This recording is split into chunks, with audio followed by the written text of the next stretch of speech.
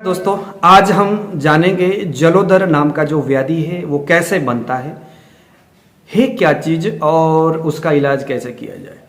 आयुर्वेद के दृष्टि से अगर हमें जलोदर को सोचना और समझना होगा तो किस तरह से हम इसको स्टडी करें, बहुत आसान लफ्ज़ में आप तक ये अपनी बात रखूंगा। आपको जीवन में कभी जलोदर के संदर्भ में पढ़ने और समझने की जरूरत नहीं है, बस वीडियो के अंत तक बने रहिए। मैं आपको बताऊं कि उदक व स्रोतस के विकृति होने की वजह से तीन तरह के व्याधि होते हैं। उदक वह में अगर किन्हीं कारणों से अगर वृद्धि अवस्था होगी तो शोथ और जलोदर ये दो व्याधि होता है, और उदक वह स्रोतस की क्षय अवस्था अगर होगी तो वहां से डिहाइड्रेशन जैसी कंडीशन होगी। तो आज हमने बात करना है जलोदर के ऊपर। तो आपको समझ में आया, उदक यानी पानी, वह यानी बहने वाला, स्रोतस यानी वो रास्ता, यानी हमारे शरीर में जो पानी है, शरीर में जो पानी है वो पानी जिन रास्तों से होकर के बाहर निकलता है शरीर में, या शरीर के अंदर वो स्प्लीन में भी जाएगा, लिवर में भी जाएगा, हर जगह वो पहुंचता है। तो वहां पर किन रास्तों से होते हुए गुजरता है, उन रास्तों में अगर कहीं विकृति उत्पन्न होगी तो यह व्याधि होगा। अगर वो विकृति क्षय वाला होगा, क्षयजन्य विकृति होगी तो उससे डिहाइड्रेशन होगी, और वहां पर वृद्धिजन्य विकृति होगी तो वहां से शोथ और जलोदर होगा। तो आज हमने बात तो बेसिकली जलोदर के ऊपर करना है, तो अब हम सीखेंगे और जानेंगे जलोदर का संप्राप्ति यहां कैसे होगा। तो ग्रंथकार क्या बोलते हैं उसके ऊपर हम बात करेंगे। सबसे पहले हमें यह देखना होगा कि जो उदक वह स्रोतस है वो शरीर में कैसे पनपता है और कैसे बनता है। तो देखो, उदक वह नाम स्रोतसाम, उदक वह है ना, जहां से पानी बहता है उसकी जो स्रोतस यानी रास्ता, उसका मूल यानी जहां से शुरू होता है वह है तालु भाग। तालु हमारे जीभ के ऊपर जो तालु भाग है वो इसका मूल भाग है। शरीर में उदक वहीं से शुरू होता है। संपूर्ण जीभ को भी हम उदक वह स्रोतस में गिन सकते हैं, और क्लोम वाली जो भाग है वो भी है। तो प्रदुष्टानम तो खलवेशामिदम विशेष विज्ञानम भवति। तो इन स्थान के विकृति होना भी यहां पर गिना जाएगा, है ना। सबसे पहले क्या होगा, जिह्वा तालवोष्ठ कंठ क्लोम शोषम पिपासम चातु प्रवृद्धम दृष्ट्वा उदक वहान्यश्च श्रोतांसी प्रदुष्टानीति विद्यात।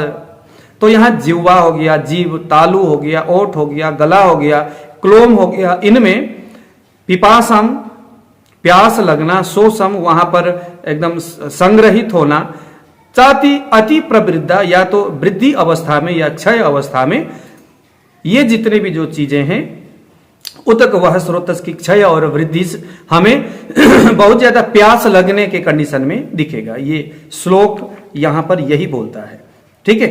अब यहां देखिए जरा इसकी संप्राप्ति। संप्राप्ति का मतलब कि जो हमने जो बात किया था वृद्धि अवस्था में जो जलोदर हो रहा है उसके संप्राप्ति ग्रंथकार किस तरह से बता रहे। तो यहां बोल रहे हैं कि विविध निदानों से, निदान यानी आहार और विहार से होने वाली जो गड़बड़ी है, जिससे उदक वह स्रोतस के जो मूल स्थान है वो विकृत हो जाते हैं, और उन निदानों से शरीर में अग्निमांद्य हो जाता है, यानी अग्नि कमजोर हो जाता है, चाहे वो जठराग्नि हो चाहे वो धातु की अग्नि हो।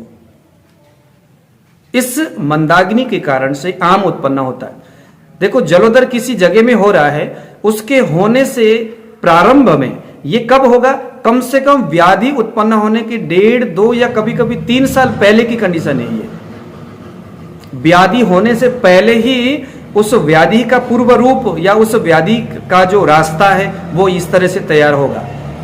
सबसे पहले उन निदानों से या उन विविध प्रकार के कारणों से, जिन कारणों से जलोदर का है ना जो पूर्व रूप तैयार होगा, उन सभी कारणों ने शरीर में पहले अग्नि को मंद कर देना है। मंदाग्नि के कारण से ग्रंथकार बोलते हैं आम की उत्पत्ति होगी। आम मीन्स टॉक्सिन, यानी जो अपक्व अन्न रस है वो है आम। आम अवस्था में वो जो टॉक्सिन जो रस है वो चला जाएगा। आगे बोलते हैं कि यह मंदाग्नि के वजह से उत्पन्न होने वाली जो आम है वह आम कफ के साथ मिल जाता है और मिलने के वजह से धीरे धीरे कफ को पिच्छिल बना देता है। कफ का एक गुण है पिच्छिल, तो कफ का एक गुण है पिच्छिल, तो कफ उस पिच्छिल गुण से युक्त हो जाता है। आमयुक्त कफ जो पिच्छिल गुण से युक्त हो चुका है, ऐसा कफ, इस कफ को वायु जबरदस्ती, पिच्छिल गुण से युक्त कफ वायु को विकृत कर देता है और वायु दे झटका मारा और उस कफ को उड़ा करके लेके चला जाता है। कहां? उदक वह स्रोतस में। हर जगह लेके जा सकता है, लेकिन उदक वह स्रोतस में लेके जाएगा और जाने के बाद वहां खवैगुण्य होना शुरू हो जाएगा। खवैगुण्य यानी कि यह पिच्छिल आमयुक्त कफ का संयोग होगा उदक वह स्रोतस में, जहां से शरीर में पसीना, है ना, त्वचा के माध्यम से पसीना बाहर निकलेगा, मूत्र के माध्यम से यूरिन बाहर निकलेगा। ये जो है हमारे शरीर में उदक वह स्रोतस का एक, है ना, निर्गम स्थान है। यहां से ये उदक यानी पानी शरीर से बाहर निकलता है। वहां खवैगुण्य यानी विकार ये उत्पन्न करेगा और वहां पर स्थान संश्रय अवस्था, यह पिच्छिल युक्त कफ वायु के वजह से उस उदक वह स्रोतस में दिखेगा। तो यहां ऐसे वजह से दोष दुष्य सम्मूर्षणम व्याधि, उदक वह स्रोतस दोष हो गया और पिच्छिल युक्त कफ आम युक्त कफ दोष हो गया। तो कफ दोष पिच्छिल युक्त कफ के वजह से जो उदक वहानाम स्रोतसाम दोष युक्त हो जाता है और वहां पर स्रोतस में संग हो जाता है और परिणामतः उदक का उदर यानी पेट का जो सड़ त्वचा है और मांस धातु के बीच में जाकर के विमार्ग गमन हो जाता है। ध्यान देना, कहां होगा? उदर में स्थित जो स्किन है, 6 लेयर वाला जो स्किन है, उसके और मांस धातु के बीच में यह खवैगुण्यता उत्पन्न होगा और होने के वजह से जो पिच्छिल युक्त जो कफ, जहां पर जिसने उस उदक यानी पानी को एक जगह में जाकर के रोक देगा अपने पिच्छिल गुणों से, और उसके बाद धीरे धीरे विमार्ग गमन होने के वजह से यहां व्याधि उत्पन्न हो जाएगा। अब यहां पर आपको चिकित्सा में क्या समझ में आया? संप्राप्ति समझते ही हमें इसकी इलाज समझ में आ गया। क्या इलाज समझ में आया? कि भाई पिच्छिलता युक्त कफ है किन्हीं निदानों के कारण से, यानी किन्हीं हेतुओं से।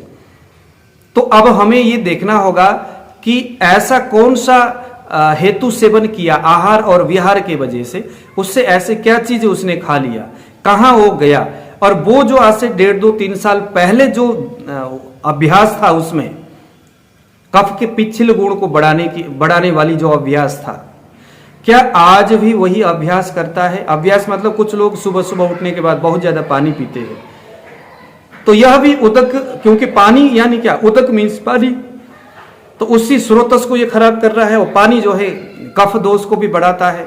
तो हमें पहले उन हेतुओं को टटोलना है, खूब पूछना है कि किन ऐसे चीजें हैं जो इसके कफ को बढ़ा रहा है।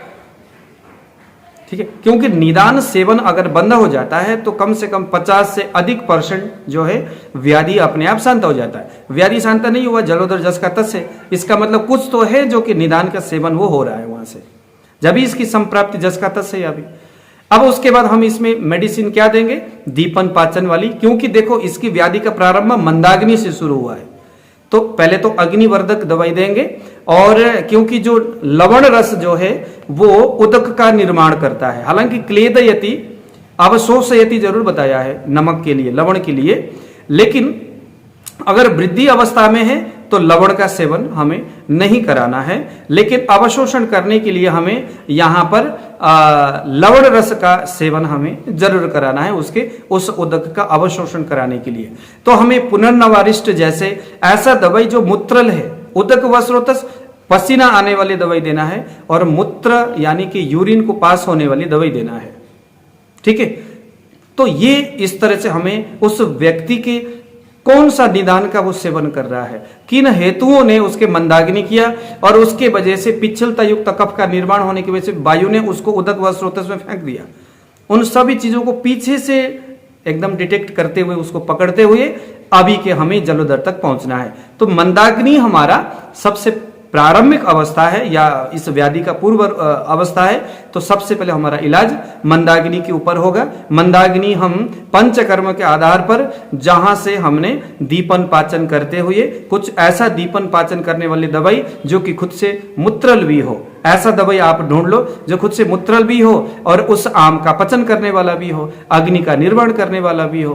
और उसके बाद में वैसे तो ग्रंथकार बोलते हैं कि जो जल का जो जहां पर है ना किसी स्थान में जल स्टोर हो गया है, तो वहां पर किसी कारण से उस जगह से उस जल को निकालना, उस पानी को निकालना ही इसका महद एक बहुत बढ़िया चिकित्सा है। तो वहां पर शस्त्र कर्म करके पानी को वहां से निकाला जाता है और उसके साथ साथ में दीपन पाचन मंदाग्नि के ऊपर, अग्निमंद के ऊपर चिकित्सा करना है।